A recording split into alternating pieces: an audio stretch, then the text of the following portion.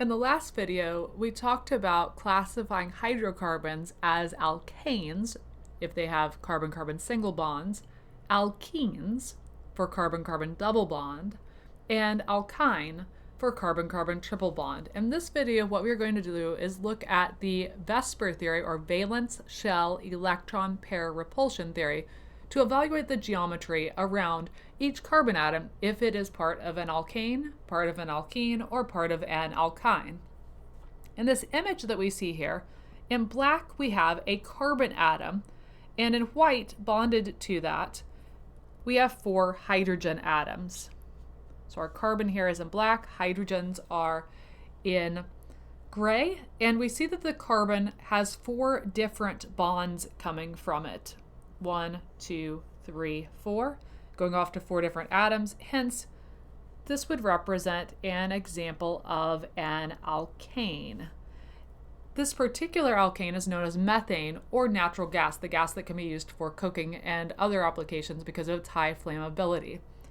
In the case of this alkane molecule, what VSEPR is going to tell us is that the regions of electron density, there's 4 different regions here, are going to spread themselves as far apart from one another as possible.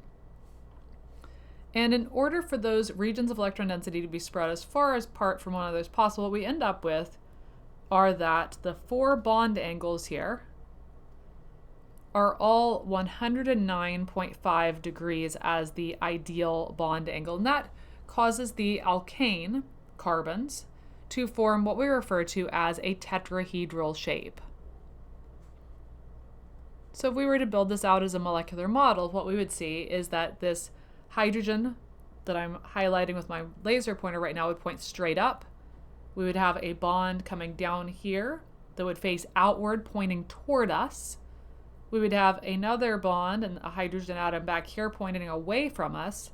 And then we would have this 4th hydrogen atom that's bonded here showing up in the plane of the page level right there within the page as I highlight it here. And this forms what we refer to as a tetrahedral shape. So tetrahedral shapes, by definition, have bond angles that are 109.5 degrees.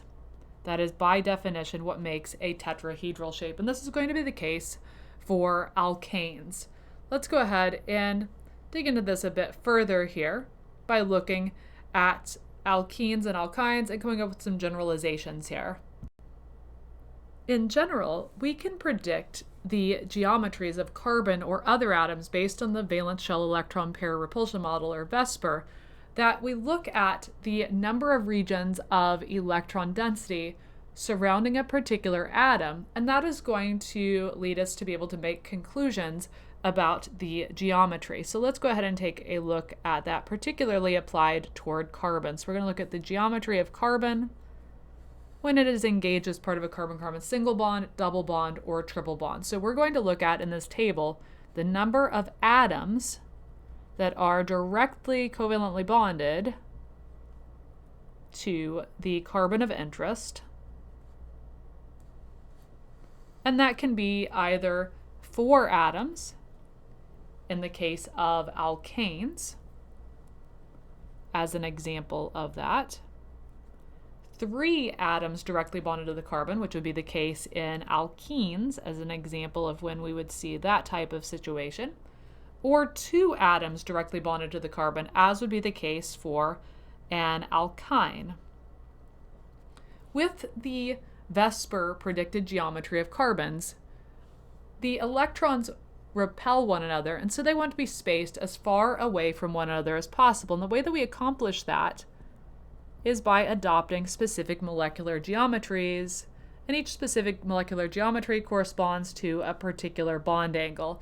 In the case of an alkane, or carbon-carbon single bond, where there are 4 regions of electron density around each individual carbon atom, such as the carbon here has 4 lines going to it, going off in different directions, indicating there are 4 different atoms directly bonded there. Same is true for this other carbon in green there on your left. With those 4 atoms directly bonded to an individual carbon atom, we expect, as we saw in the case of methane, for the molecular geometry to be tetrahedral, with the bond angle ideally being 109.5 degrees. Now, in the case of alkenes or other molecules that have carbons which have 3 atoms directly bonded to them, an example here would be an alkene, because to fill the octet on each of these carbon atoms, and I'm highlighting these carbon atoms in yellow here, each of these carbon atoms, you will note, has 3 regions of electron density, or 3 atoms directly bonded to it. One here, and then the region over here.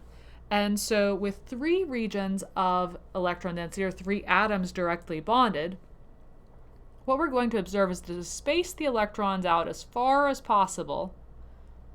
And I'm showing the bond angles here in these blue circle symbols, to spread those electrons out as far apart from one another as possible. What the ideal case scenario is for this molecule to lay flat as a plane, and for each of those bond angles, all 3 of them, here, here, and here, to all be 120 degrees, because in the total, this circle would have 360 degrees. So if you break it up evenly, 120, 120, 120, would make a grand total of 360 degrees there.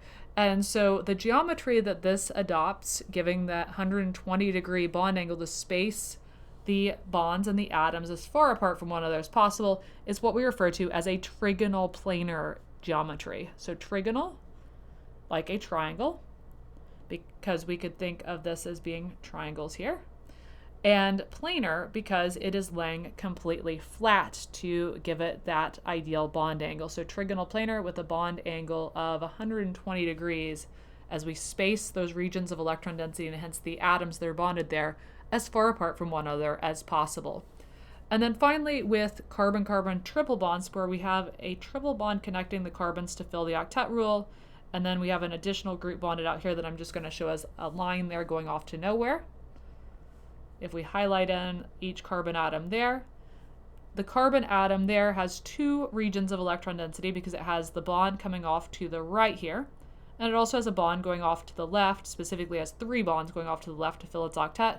And so for those 2 regions of electron density to be as far apart from one another as possible, the bond angle that we would see here and here to space those in that 360 degree total circle realm as far apart from one another as they can be, is to do the bond angles that are 180 degrees. So you'd have 180 degrees separating the covalent bonds of the triple bond from the single bond over here, and same situation up here. And that would give what we refer to as a linear geometry, because the hydrogen atom, or whatever atom comes out here to the right, would be in a linear fashion relative to the alkyne carbon-carbon triple bond there. And the bond angle that corresponds to that is certainly going to be 180 degrees, or a straight line there. So that's going to represent our so-called linear geometry of that carbon can adopt.